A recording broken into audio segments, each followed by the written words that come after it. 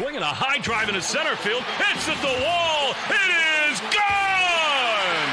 Costas does it again. It's gone! It's into the bullpen! This game is tied! This game is tied! He swings and rips one to center field. It's high, it's deep, it's back, it's gone! Sale winds, he fires. Swing and a miss, strike three, it's over! The Red Sox have won the World Championship! Welcome back to Play Tessie. It is episode 170. This is the official Red Sox podcast of WEI. You, the listener, doesn't know this, but this is my third try at this intro. I'm usually spot on. We never do more than one take. Never. Like this is, but 0 for 2 today. I hope I'm doing okay this time. Subscribe, all right? 1 for 3. 1 for 3 is good. That's a good day at the ball yard. Yeah, it's a baseball podcast. So 1 for 3, we're doing fine. But yeah, you, if you want to bat 1,000, just subscribe to Play Tessie on all your favorite podcast platforms. Rate it 5 stars. Leave a comment. Tell us how we're doing. Go to YouTube, subscribe to WEI, and find the Play Tessie playlist there where you can hit the thumbs up on all of our videos, which we really appreciate when you guys do that. And as always, find us on the socials at Play Tessie on both Twitter and Instagram. So, man, we're really at that lull in the offseason where not that much is happening. And Sammy even tweeted today about how boring this offseason has been. And I mean, by God, every January, I swear, like as soon as you hit the NFL playoffs, it's just brutal. But at least, I don't know, it's like the badness of the offseason gives you at least a little bit to think about because, like, I know we complain about there being so many unsigned free agents, but if they were all signed, I don't even, like, what would we even, if all of the free agents were signed, what would we even talk about, actually?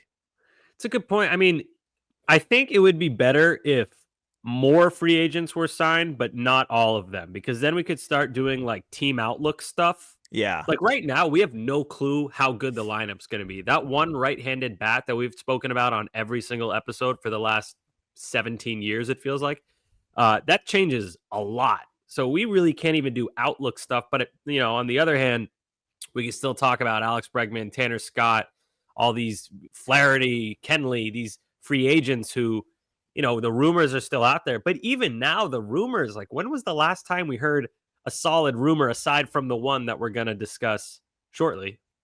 Yeah, Sammy, it's a good point on your part, especially with the situation that the Sox are in right now, where it's like they're a right-handed bat away, like a good right-handed bat, and Alex Bregman kind of right-handed bat away from being that, like, oh my God, they're one piece away from, like, I don't want to say put them over the top because I don't know if there's any amount of moves that the Red Sox could make where I would say they're put over the top. Like, you have to prove that you're a winning team before you can talk about being put over the top. But if they had Bregman, then we could be looking at, like, okay, these are the finishing touch pieces to the roster. Right now, like, we're just trying to see this team build an offense.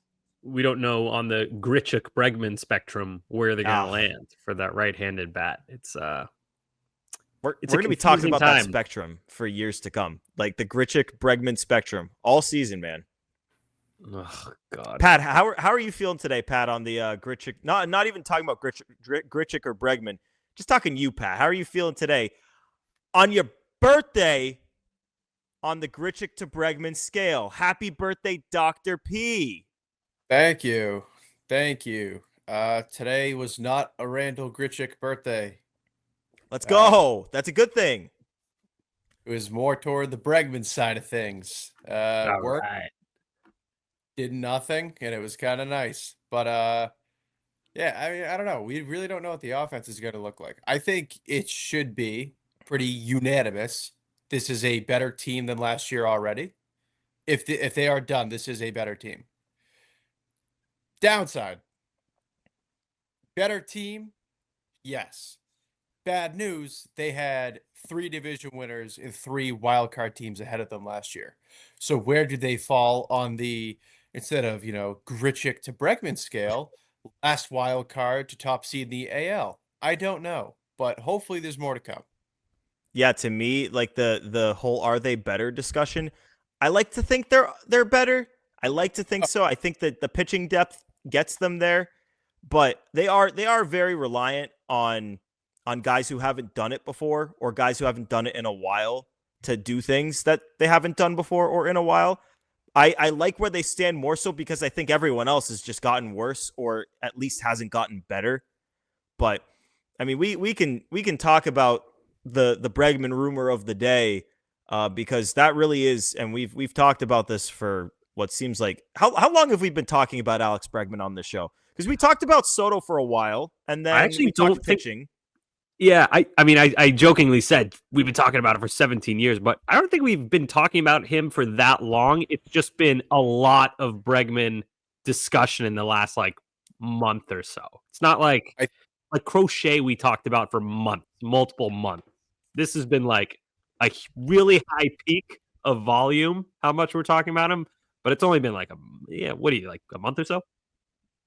Yeah, I think Bregman was kind of introduced once Willy Adames signed, because then we were like, if you lose on Soto, what are the plan Bs kind of thing? And then since then, it's just kind of gradually been an uptick in the Bregman content. But I think I remember. Like a month. Okay. I think I remember because what happened was Soto signed on the eve of the winter meetings starting, and then Bradfo had the report of the Red Sox were going to make a legitimate push for Bregman on that, like later that night. And then the next day, or no, it wasn't the next day. It was like a couple days later, Max Fried signed. And then the day after that, the Sox got Crochet. That was a month ago. That was a month ago on Monday, Red Sox getting Crochet. And there you go. Once they got Crochet, I mean, yes, they've gotten Walker Buehler since then, but once they got Crochet, I like to think that the forefront of our minds was how are they gonna fill that offensive hole? So yeah, I mean, it's been a month, and if you're a lunatic like the three of us are about the Red Sox, a month of offseason talking about the same thing, and you're not watching any games. It feels like an eternity. It feels like we've been talking about this forever. And I know that the Ken Rosenthal initial rumor or report thing or theory or whatever you wanted to call it, where he was like, yeah, Sox should sign Bregman and put Devers at first and trade Costas. Like that was in September. So in theory, it's been on our minds for a while, but it really hasn't been on the forefront since they got Crochet. But let's dig into this whole Bregman rumor of the day, which, I mean, there's a chance you haven't even heard this because this kind of just poked up on the timelines later in the evening as we record this. But Scott Boras, and in regards to Alex Bregman, has had conversations, seeming like kind of casual conversations about Bregman with the Cubs, who are only interested in Bregman if they can get him on a shorter term deal, likely with opt-outs. So this is kind of a two-part topic here because I do want to discuss the merits of signing that type of contract. But first, let's talk Cubs, because before it kind of seemed like, okay, it's the Reds, and like this was the Rosenthal report of a day or two ago, which was the Sox are assuming, or they're betting on Bregman's not going to sign with the Blue Jays and the Tigers aren't going to pay up. So what are you going to do? Does the Cubs' potential involvement here make you nervous that the Red Sox game of chicken here might not work as well as they seem to think it will? Yeah. How could it not? I mean, this is what we were afraid of. We were afraid of the quote unquote mystery team jumping in and then screwing up this game of chicken, which is it's inherently risky to do this chicken thing because that mystery team can swoop in whenever they want. And we spoke about that. We also spoke about the Phillies moving Alec Bohm and then Dombrowski coming in and just giving him a Godfather offer, but that's a bit different.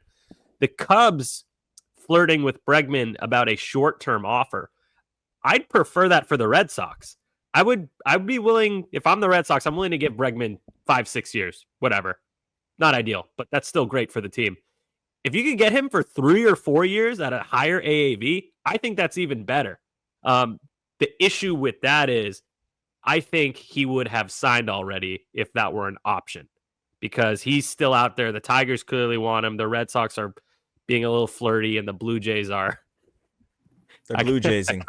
I kind of feel bad for Blue Jays fans at this point. They're in on everyone and not getting anyone, like even more so than the Red Sox. So to answer your question after that long-winded response, yes, that makes me a little bit nervous. And the Cubs are a team that They're not one of the biggest spenders, but they're not afraid to spend. Like they could very well swoop in here and take Alex Bregman. Pat, I want to get your take on if you feel threatened by the Cubs. But Sammy, first, I want to push back on you said if that type of deal were available, it would already be done. I disagree with that because these are the types of deals like it's like the Boris 4 from last year. Like those, Scott Boras does not want to sign those deals, and he's only going to sign those deals once he realizes shit.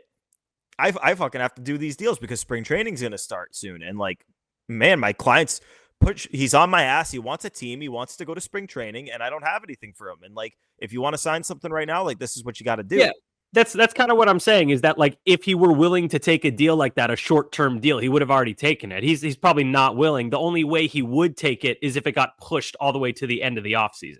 Which it might. If we get to like mid-February, then I'm going to be sweating bullets on the Alex Bregman front because that's the point where you could easily see a short-term deal happening. My thing that scares me the most is that the Cubs go like, okay, fine, we'll go 5 years. And he goes, that works. That's a good in-between for me. Let's do it. Instead of I don't think they're going to do that.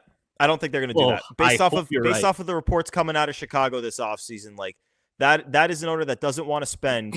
And then when he did spend, like to at least in AAV to get Kyle Tucker, they had like Ricketts made them trade Bellinger to get that done.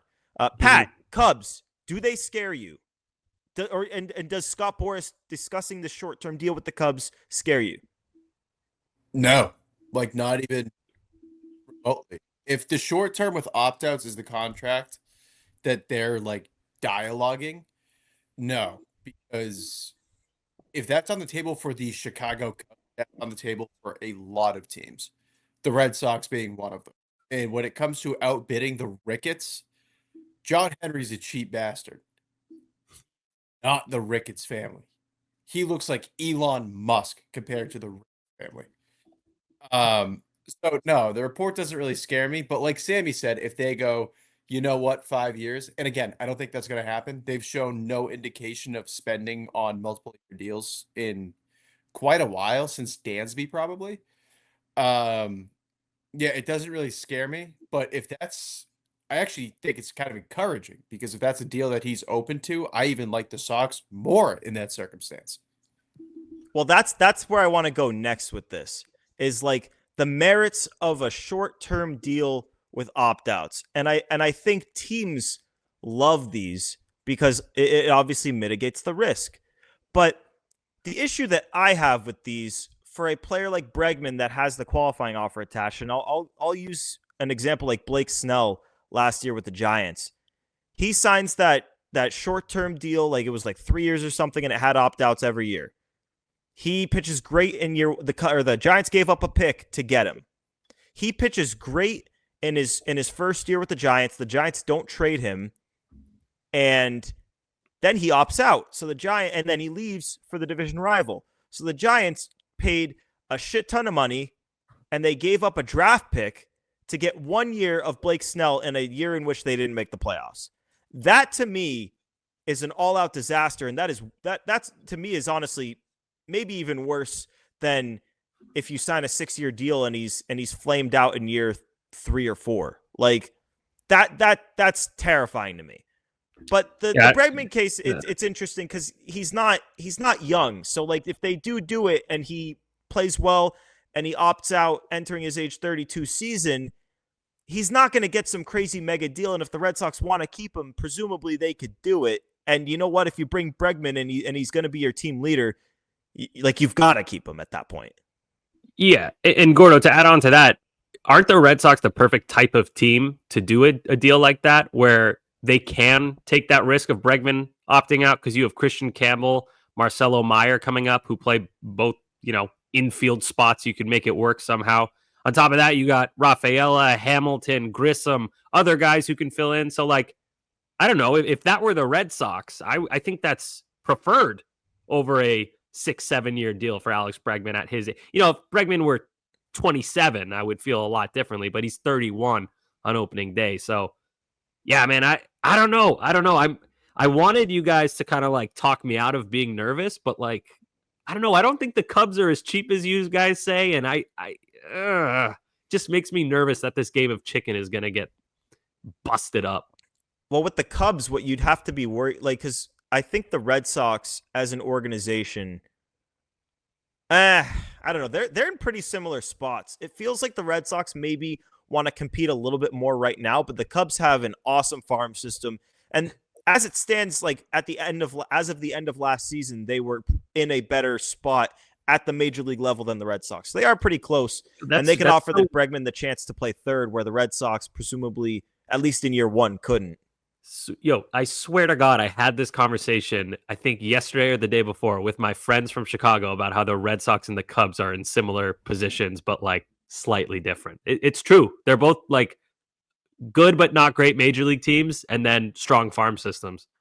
So, God, this is making me more nervous about the friggin' Cubs. I don't want the Cubs to come in and mess up this whole thing we got going. I feel in my brain like Bregman's on the Red Sox, and I don't want to have to retrain my brain. I've been so confident, dude. I've been confident on this one. How long have I been saying? Weeks. I'm like, he's gonna sign with the Red Sox. It's gonna take a while. Just please, Cubs, don't make me look dumb.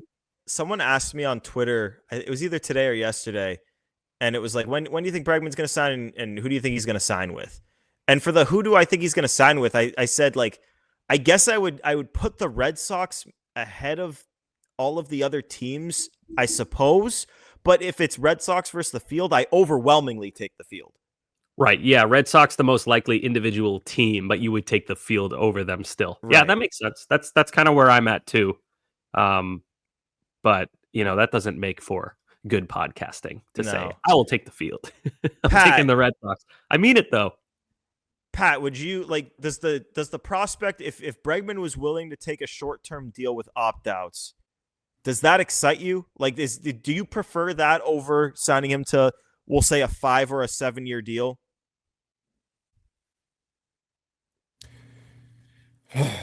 For the Red Sox, yes. Like, that is something, because that's kind of perfect, right? Because let's say he signs a 3-year deal and opt out after 1 and 2.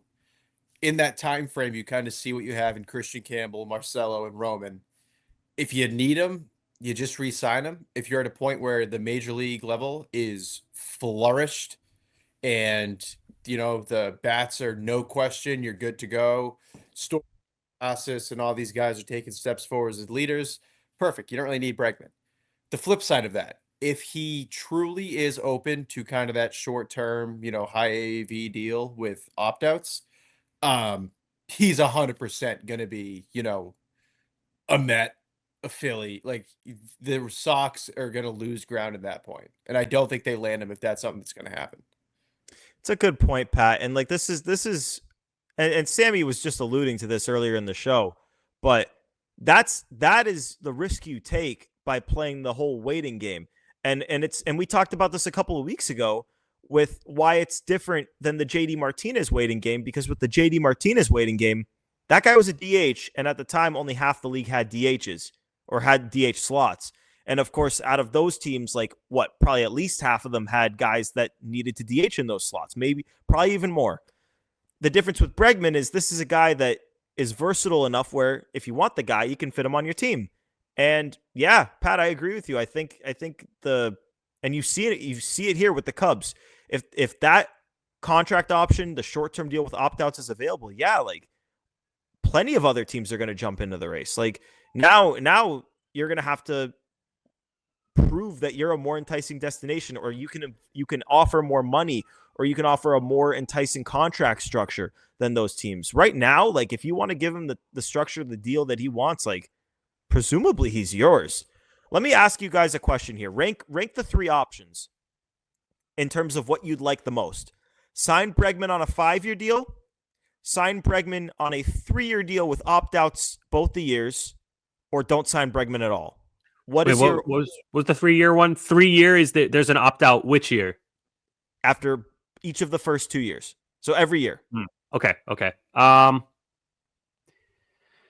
I'd go short term. I'd go short term because I think that makes the Red Sox a really good team in 2025, and I think it removes the risk of a log jam, which, I'm not too worried about it, but like, if you can get Bregman for 2 seasons, I would I would love that. I think that would be perfect. But I don't think that's realistic for the Red Sox. But if I could choose, I would say short term.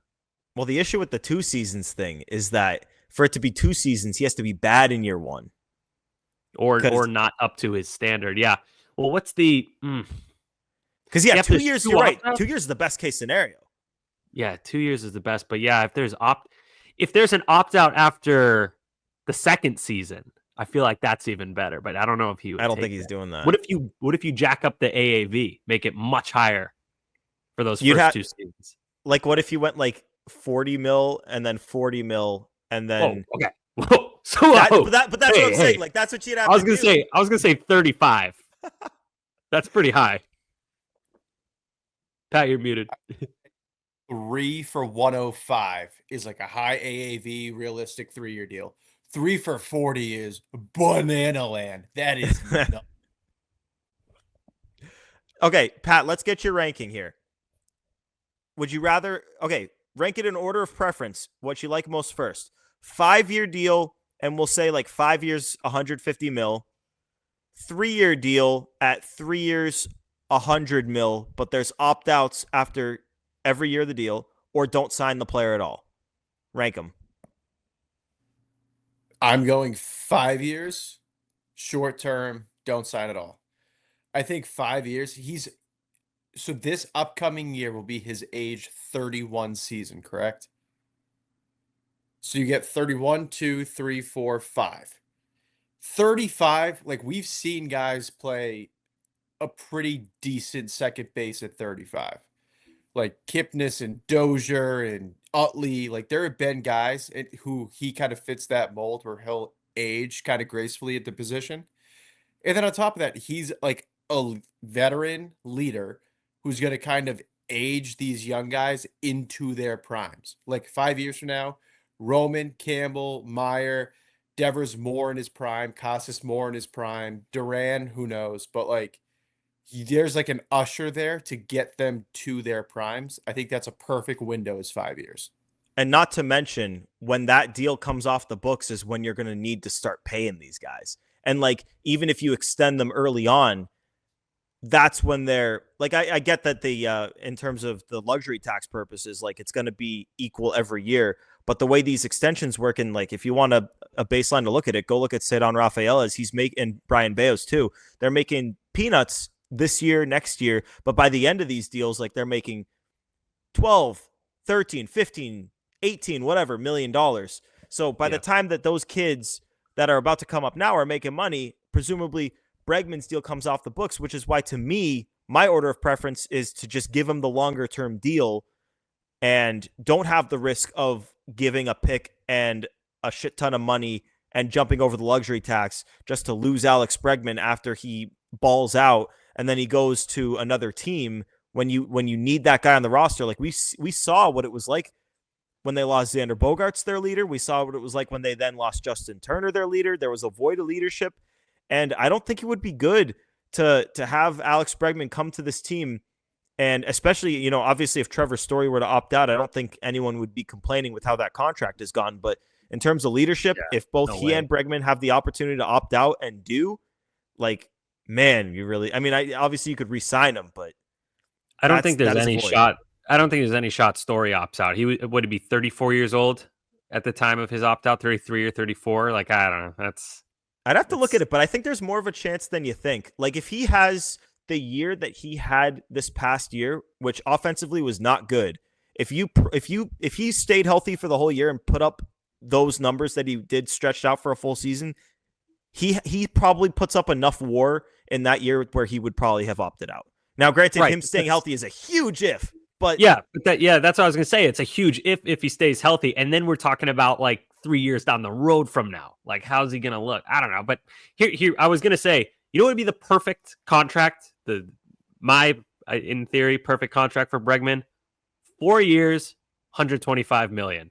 So he's getting his high AAV, but it's not insane. It's about 31 and a quarter. And you get not a short-term deal, but not a long-term deal.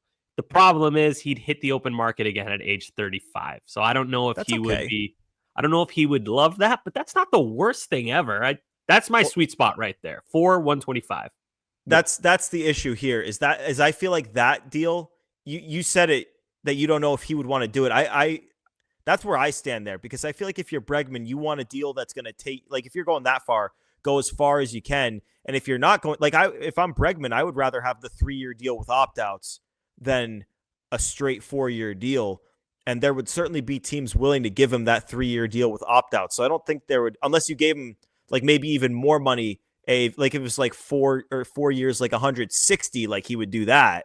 I think it depends where he plays too, because he's not going to want the opt-outs if he's playing in Detroit, because he has to know his numbers are going to plummet. If he's on the Cubs playing in Wrigley Field, which is kind of similar to Fenway, hitter's ballpark, I'm sure he would like the opt-outs, because then he's thinking, okay, I can hit the open market again and make even more money once I activate this opt-out. But Tigers, what did I say? He's going to hit 262 with 12 home runs if he goes to the Tigers. That would be a disaster. He's not going to want opt-outs. He's going to want to be locked in long term. That's a great point, Sammy. That's a great point you're making right there. The short-term deal with opt-outs makes zilch sense with the Tigers. Yeah, Toronto kind of hard to say. Is that what's their ballpark factor? Is that a neutral? I'm going to look this up. I know his stats in Toronto are not good. Like like if you compare his stats at Fenway, Toronto, and Detroit, like Fenway Park is like one of his best ballparks, and the other, Detroit especially, not good. What did you find ballpark factor? 15th, so right in the middle.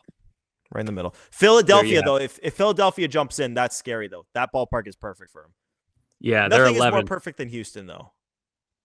I don't know, man. I feel like Fenway might even be better. He'd hit less home runs, but I think he'd get more hits. Just the monster, because the Crawford boxes are small in width, so like he can hit the ball into the Crawford boxes, but he's probably flying out a lot to left. Whereas at Fenway, he'd be peppering that monster, and he'd have that massive right field to deposit a million singles.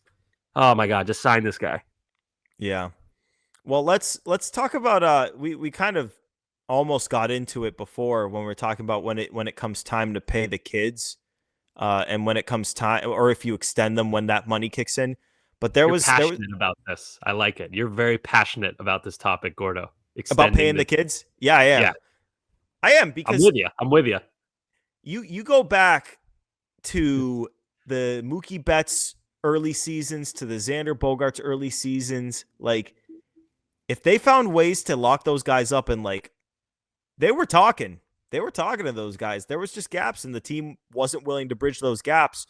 And you as a fan don't like the last 3, 4, 5 years that the Red Sox have played. You have them not locking up Mookie Betts as a youngster, them not locking up Xander to thank for these things. Like, that's why I'm so passionate about it. And there was a report over the weekend from Alex Spear that they're going to approach the big three, Roman Anthony, Christian Campbell, Marcelo Meyer, about these extensions. And it's fascinating because they haven't played a game. And a lot of people don't think that they should be paid before they play a game. I'm curious where you guys stand on this, because Sammy, you and I have given it away. I would pay them all. I think if you pay them all today, if just one of them hits and hits it big, if you pay them all today, you're paying less total money than you'd be paying for that guy if you wait for him to hit it big and then pay him when he becomes a free agent. I think it's a very, very uneducated response to say they got to prove it first. You have to pay these guys based on what you think they're going to do. You're not paying them for what they've done. I heard that from a GM years ago, and it stuck with me. I can't remember which GM it was. It was an MLB Network interview, and I was like, that's a great point. So you're not paying Roman Anthony because he did well in AAA. You're paying Roman Anthony because you think he's going to be a great Major League Baseball player. So get him locked up early. It's the same concept with Garrett Crochet, slightly different. You're paying him a lot because you think he's going to be a horse for years. You can't let him pitch even half a season for the Red Sox, do really well. Then the price doubles. It's going to get way higher. You have to have good foresight. That's why being a GM is incredibly hard. And people, it's not as simple as pay the good player. You have to know what's coming, or at least think you know what's coming. So, yeah, Gordo, I'm with you. Pay the young guys. I would give Roman Anthony an extension yesterday. Garrett Crochet, even more pressing right now. You have to get that guy extended before the season starts, before spring training starts. Just do it yesterday. So, yeah, get the young guys extended. Don't dilly-dally. Don't risk their price going up higher. Do what you did with Bayo and Rafaela. It saves you money in the present and probably in the future as well. So do it. I'm with you. Pat, would you give Roman Anthony, and we can talk about the other ones too, but the number I have in my head is the Jackson Churio extension, which was 82 mil over 8 years. Let's jump it up a little bit because you're going to have to top it. That's how this stuff works. It's one guy gets one deal, the next guy gets to top it. Would you give Roman Anthony $90 million before he even plays a game? Comfortably. Like, pretty comfortably. And then here's my thing, right? The Royals could have locked up Bobby Witt for real, not cheap, but much less than they did had they done it before or directly following his rookie year. His rookie year, he hit like 254, like showed like good promise. They waited until after the second year when he had this kind of legit breakout, was a 30 home run guy, I don't know if he was an all-star second year. And then you pay like a bunch more for him. There are some guys that you just know. You know how good they're going to be. Roman is one of those guys.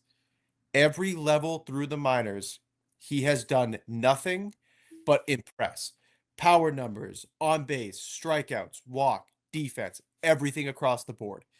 He checks every box of a guy that you say, I am comfortable giving this kid $100 million because I am that confident he's going to be good. Now, Marcelo, love Marcelo. Think he's going to be great. Injury concerns, whatever. I get it. That's a guy I'm okay waiting a year on. Campbell, could it be like just an incredibly hot streak and maybe he kind of, water finds his level? Sure. I would still pay him, but sure. There's definitely some prove it there.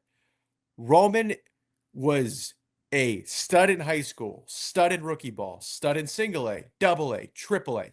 Every level he has done everything you want to see. That is the exact type of guy that is a perfect candidate for an extension before he plays a game.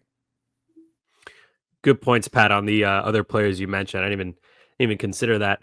Question for you guys. 2 questions, actually. What is the worst case scenario if the Red Sox extend Roman Anthony for, let's say, 8 years, $90 million, a little bit more than Churio? What is the worst case scenario if that happens? Who was the what's his Kingery. name? Yeah, Kingery. That's exactly what I was trying to think of. Scott Kingery. That's the worst case scenario. Yeah.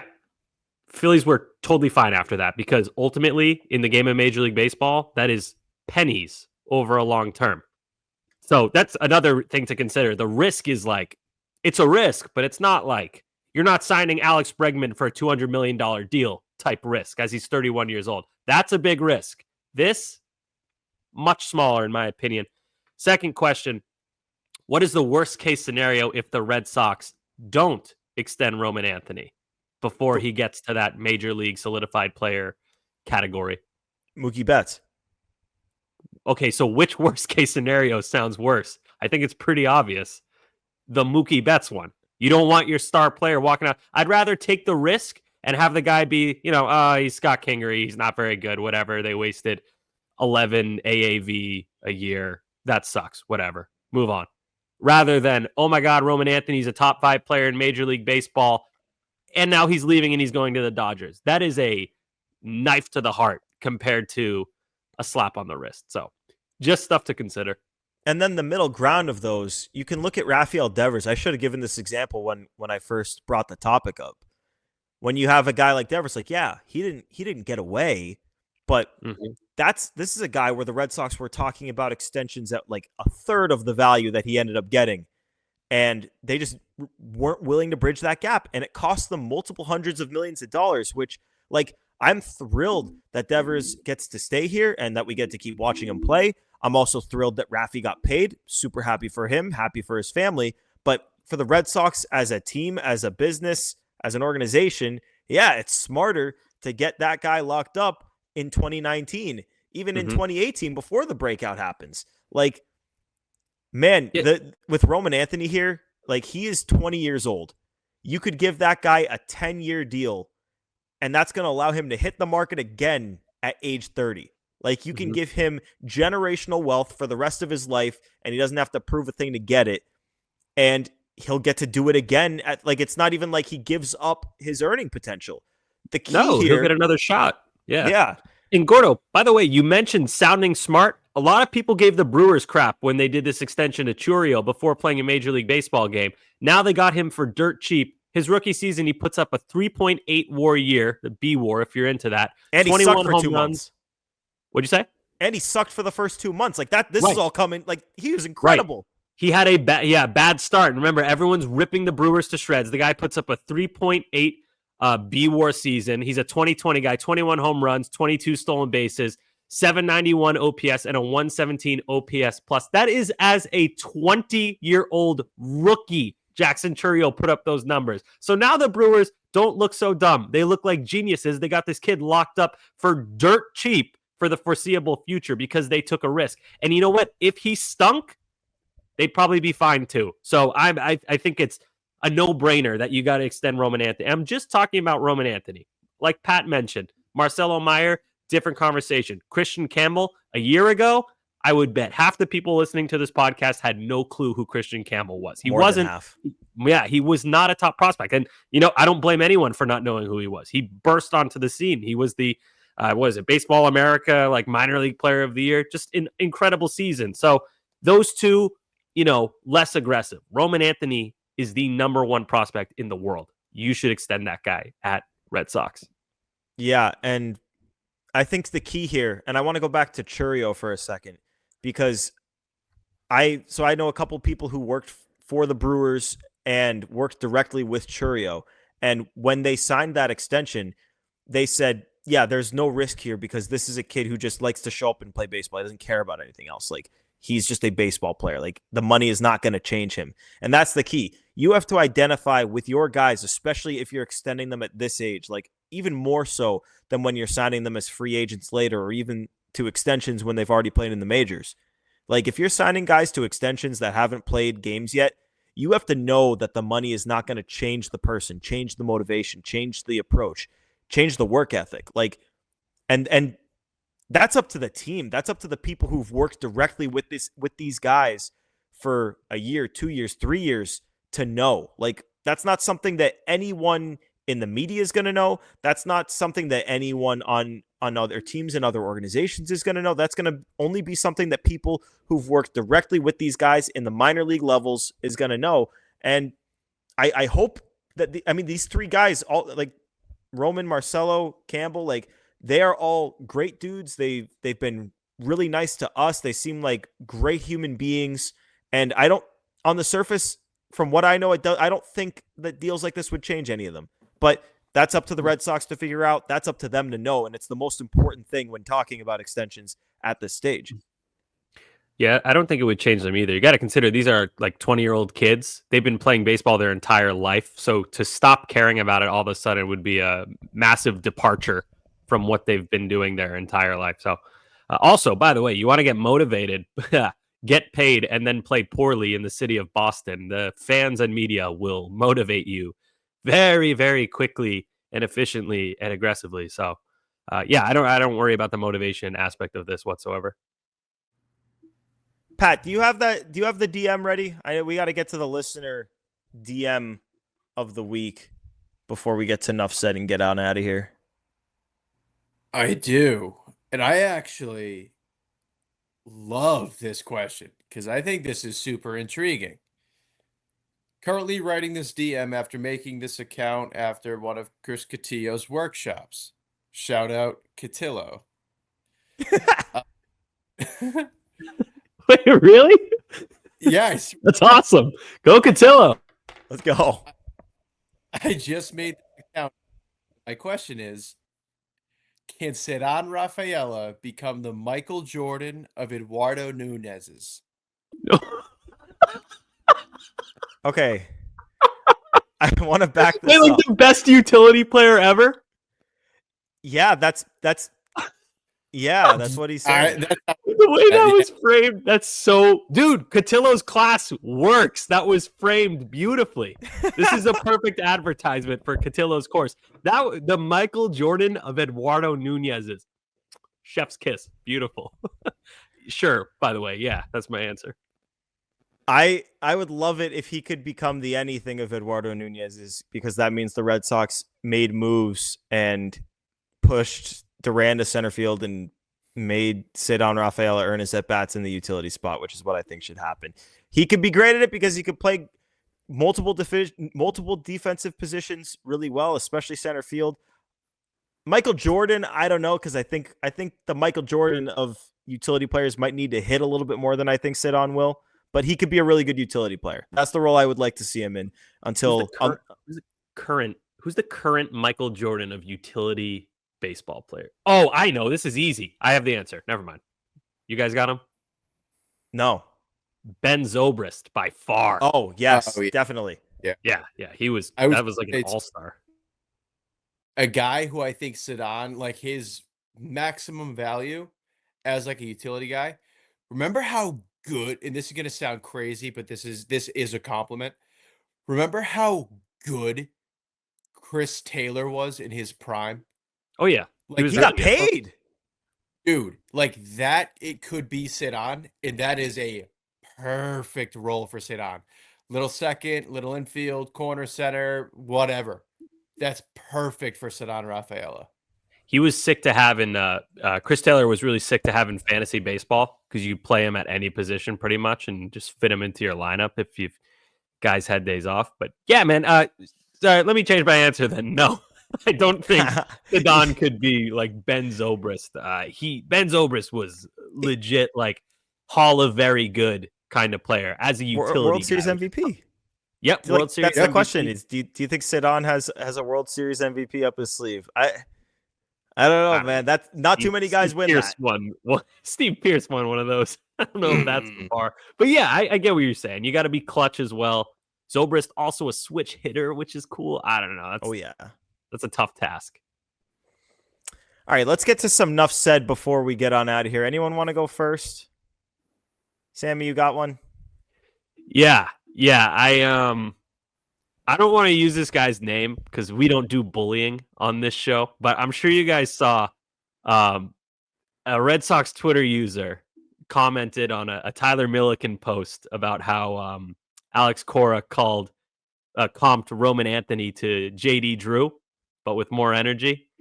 And he said, if our head coach says he sees JD Drew in Roman Anthony, then our future is cooked. Our foundational pillar going forward cannot be JD Drew type. JD Drew type.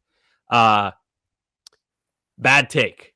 I think people don't realize how good JD Drew was over his career. And this tweet kind of spawned a ton of JD Drew love. So I keep seeing JD Drew highlights posted, his stats, everything like that. And just goes to show like the reputation a guy has when he plays in Boston means so much to Red Sox fans. This is a guy who averaged over his career 25 home runs, an 873 OPS, and a 125 OPS plus, while running fairly well. Not a base stealer, but he could move on the bases and playing good corner outfield defense with a little bit of center field as well. That's a really, really good player. So, shout out to JD Drew, underrated king. Maybe didn't reach his full expectations in Boston, but he had his signature moment in the ALCS 2007, and he played well enough. So glad to see he's getting some love after a pretty bad take. Yeah, show some love to the 08 All-Star Game MVP. Yeah, won that thing in MVPs. 12th inning or something like that. Yeah. I was shocked, Sammy, when I saw the tweet. I pulled up JD Drew's baseball reference. Was absolutely floored to learn that he had 5 seasons of a 900 or better OPS. Like, he was legitimate. Yeah. If Roman Anthony did that, we'd be dancing in the streets. Like, we would be winning World Series, man. Like, I'm pretty sure he was the number 1 prospect in baseball at one point, or close to it. Dude, he was a Golden Spikes winner, like generational prospect. Like, he the guy coming out of college. Yeah, he was the number one prospect in baseball. Not to mention he played 14, 13 full seasons in Major League Baseball too. So he stuck around for a while as well. Like just a tremendously underrated player. And like in Boston, 606 games, and people aren't gonna love. He had 264, 824 OPS though. If he's that hyped up, can anyone tell me where he was drafted? What number? Second Sixth overall. overall. 5th overall. By which team? Anyone want a bonus point? Cardinals. Cardinals. There you go. Okay, that one we got it. But yeah, that's my enough said. Shout out JD Drew, underrated king. I will not shout out his brother. Pat, do you have enough said? Yeah. This was posted 2 hours ago. Did you guys see MLB.com's top 10 pitchers for next year? Yeah, dude. Didn't they have DeGrom 6th? No, I think that was that the fans. They had Tarek Skubal 2nd. Though. This is different. Oh, let me see then. I'll react live to it. Okay. You know what? I'm not even going to tease anything. We'll go reverse order because it gets progressively worse. Okay. Number 1, Zach Wheeler. Number 2, Tarek Skubal. Number 3, Chris Sale. So far, understand it. Paul Skeens, number 4. Totally get it. Number 5, Blake Snell. Number 6, Corbin Burns. Here's where it gets ugly. Number 7, Cole Reagans. Number 8, Garrett Cole. Number 9, Logan Webb. Number 10, Framber Valdez. Oh, bro. Okay. All right. Hold on. Okay. So Wheeler number 1 is a little weird. I would swap him and Skubal. It has to be Skubal. But whatever. Chris Sale. Okay. It also depends. What are you rating this off of? The season they just had, or who is top 10 going into 2025? Because if you're saying who is top 10 going into 2025, this is Chris Sale's first fully healthy season in how long? Since 2018 or 19? So I can't put him number 3. He was amazing last year, and we love Chris Sale, but like, I don't know about that. That's a bit. Wait, Joe, can you pull it back up? I'm enjoying this. This is I feel like my biggest gripe with the list is that Skubal is not number 1, and my second biggest gripe is that Framber Valdez is number 10 because I think there are better pitchers that you could put on there. Again, yeah, I guess I don't really know if this is like if it's based off of like career and last year. I would understand why a guy like Crochet wouldn't be on there, but like if you're projecting for next year, Garrett Crochet has to be in the top 10. But outside of that, I don't know how much I hate. Maybe Garrett Cole shouldn't be on there. Skeens at 4 is a lot. I know he's unbelievable, but like, you know, how many times have we seen a guy take a step back? Like Steven Strasburg was Paul Skeens, and he took a step back. I don't know. Okay. The list at face value, I can understand, maybe not thinking it's bad until you think of the guys who are not on this list. Good point. 0 Mariners on this list. There is no Seth Lugo on this list. I would Dylan Cease over Framber Valdez. I would Yoshinobu Yamamoto, Tyler Glasnow, like Framber. Garrett Crochet. I think Garrett Crochet is easily going to have a better season than Framber Valdez in 2025. Yeah. But there's like 5 or 6 guys that should be on this list over 8, 9, 10 pretty comfortably. I think next year. I think I agree with you there, Pat. More so with 10 at least. I think Sale might be a little bit too high, but let's see. All right. What about Reagans? Do you think Reagans? I love fine. Reagans. I don't love it, but I'd put him closer to like 10. Yeah, I don't know. Whatever. We're nitpicking here. Reagans is awesome. All right. I got I guess one enough said and one thought. The enough said is on this whole Xfinity thing where they're making people pay more to watch Red Sox, Bruins, and Celtics games, which sucks because they're making people pay more, and I feel really bad that they're making people pay more. But it might suck for me because I went in today fully expecting to have to pay more, and I didn't, which means I've been paying far too much for my cable for way too long. Yeah. Yo, same thing with me. I asked the guy, I was all pissed. I'm like, hey man, I'm losing X, Y, and Z. And he's like, no, you're not. And then I was kind of like, oh, good. Wait, what? Have I been getting robbed? So I don't know. Yeah. I think I might get a discount though, because I do Xfinity internet as well. Yeah. So I think that's why I'm not getting completely destroyed. But still, I saw a friend of the program, Joey Capone, post that today, that he like lost Nesson and NBC Sports Boston too. So no Celtics. That makes me mad. Yeah, don't love it. And it's a lot more per month too. I think like for a lot of people it's an increase of $20 a month. Like 20. Yeah, it's bad. That's a lot. Joe's cutting the cable.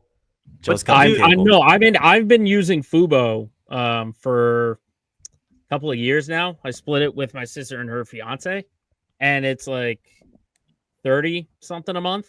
The only issue is you don't get the Turner channel. So like when it's March Madness, you don't get the TNT, the TBS, those kind of channels. What would you do in the Celtics playoffs? Like Celtics playoff on TNT. What do you do for that, Joe?